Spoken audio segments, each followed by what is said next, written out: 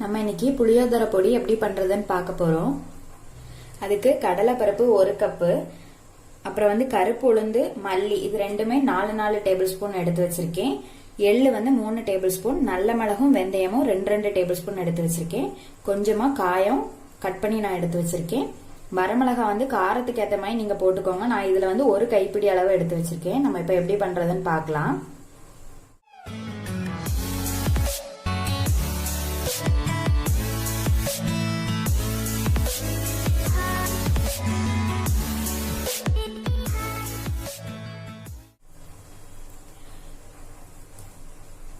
அடுப்பு பத்த வச்சு பாத்திரம் வச்சிருக்கேன். இப்ப இதுல கடலைப்பருப்பு போட்டுக்கலாம்.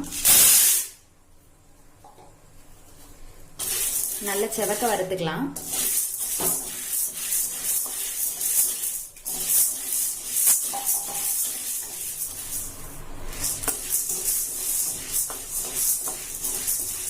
கடலைப்பருப்பு நல்லா செவந்துடுச்சு.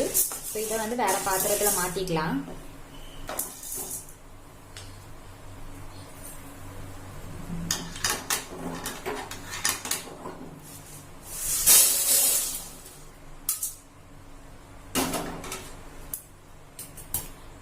அதே பாத்திரத்துல உளுந்தும் மல்லியும் போட்டுக்கலாம்.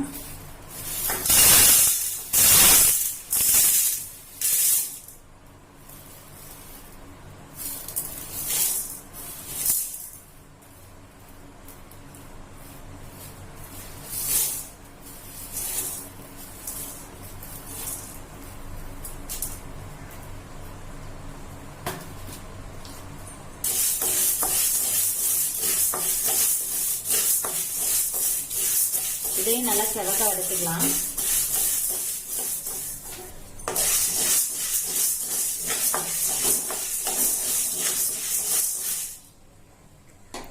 உளுந்தும் மல்லியும் நல்லா செவந்துட்டு இதையும் மாத்திக்கலாம்.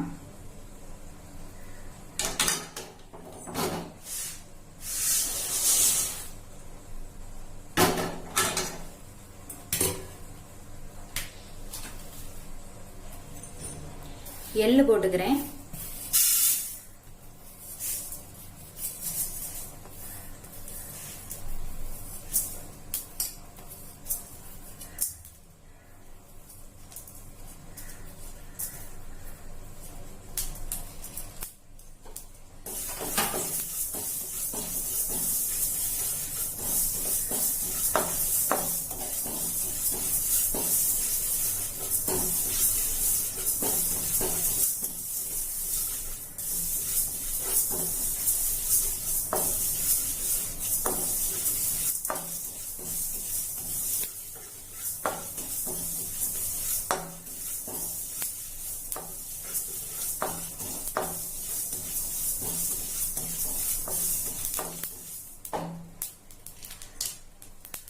எள்ளு வெடிக்க ஆரம்பிச்சுட்டு இதையும் மாத்திக்கலாம்.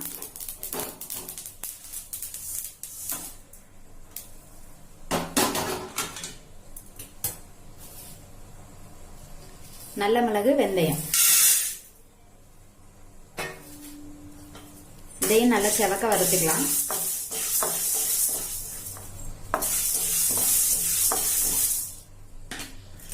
இப்ப இதுவும் நல்லா செவந்துட்டு இதையும் மாத்திக்கலாம்.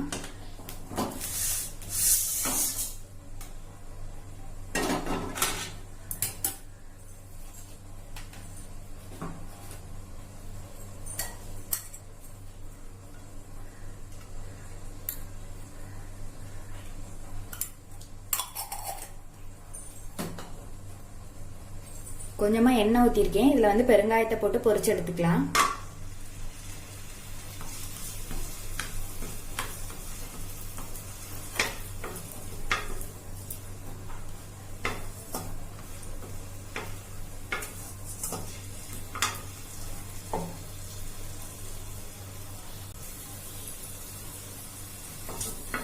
பெருங்காயம் பொரிஞ்சிட்டு இதையும் மாத்திக்கலாம்.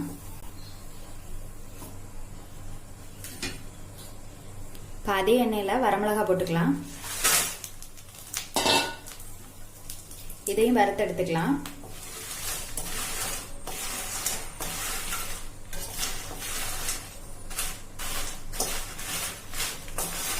வரமிளகாவும் நல்லா வறுத்தாச்சு. இப்ப இதையும் அது கூடவே தட்டிக்கலாம்.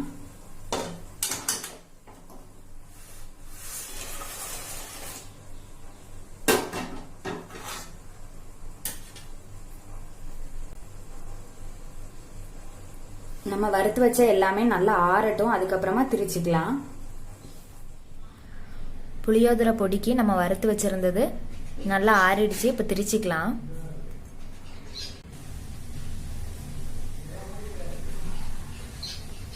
பாதி பாதியா போட்டு திரிச்சுக்கலாம். மொத்தமா திரிச்சிட்டு காமிக்கிறேன்.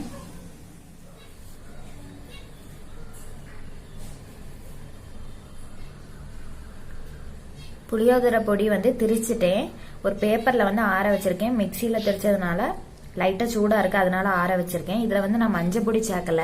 சில பேர் இது கூடவே பருப்பு அதெல்லாம் வறுக்கும் போதே புளியும் சேர்த்து எண்ணெயில வறுத்துட்டு அது கூட திரிப்பாங்க. நான் அந்த மாதிரி செய்யல. பருப்பு உளுந்து அதெல்லாம் மட்டும்தான் நான் திரிச்சிருக்கேன். மஞ்சள் பொடியும் போடல. இதே அளவுல நீங்களும் செஞ்சு பாருங்க. செஞ்சு பார்த்துட்டு எப்படி இருக்குதுன்னு சொல்லி கமெண்ட்ல சொல்லுங்க.